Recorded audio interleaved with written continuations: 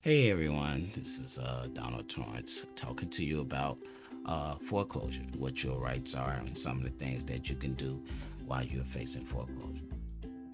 This video is going to be about short sales, how to apply for a short sale, and what to expect during that process of a short sale. Short sales were a way to come about to help homeowners who wanted to sell a home, who owed more than the property was worth, or the property was in such a disarray where it needed so much repairs to it that you couldn't sell it for the value that the house was.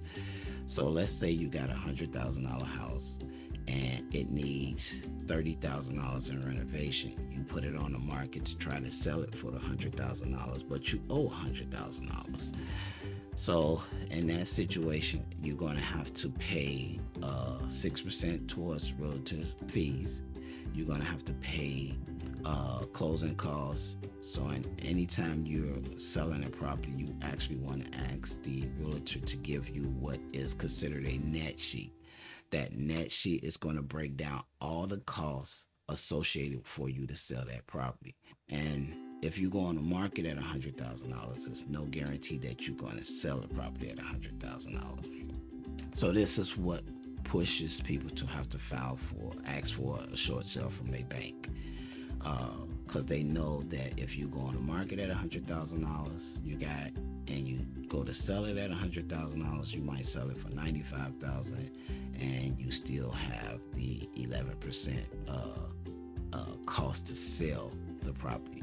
And those costs is going to consist of realtor fees, closing cost fees, buyer's concessions, which means you're giving them some closing costs, whatever that may be that buyer is asking for.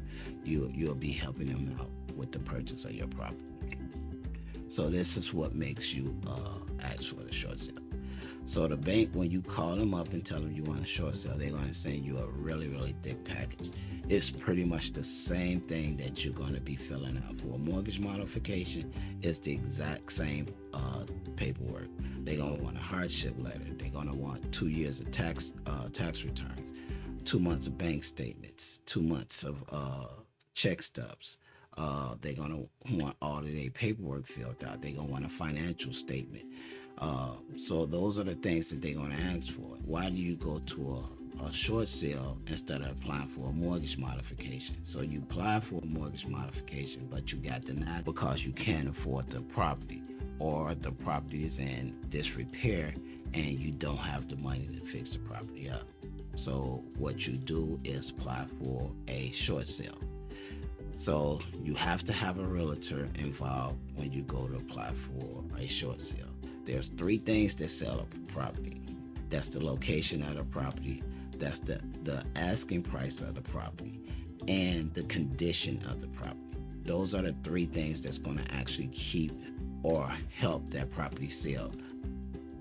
And that's going to tell you who your buyer is. The whole process of the short sale, it's not going to be a speedy process. So if you find a buyer for the property, it has to go to the bank. You have to do the contract. The realtor take care of all the paperwork for you guys. So don't worry about trying to fill out all the paperwork.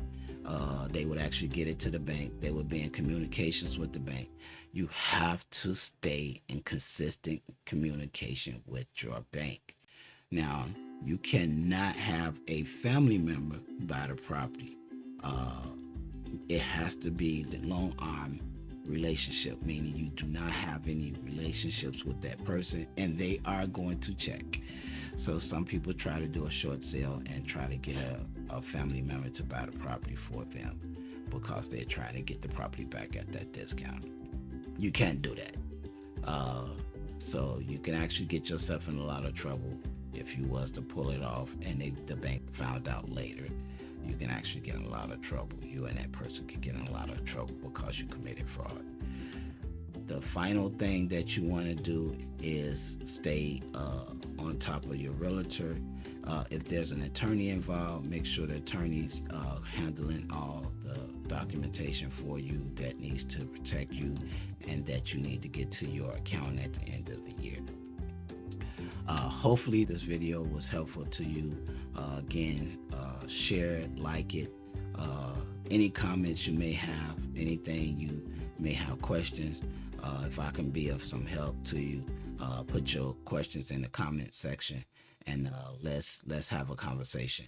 Again, my name's Donald Torrance. Appreciate your time, and look forward to you on the next video. The next video is going to be about forbearance. I'm gonna talk about forbearance and what you can actually expect with a forbearance. All right. Thank you for your time.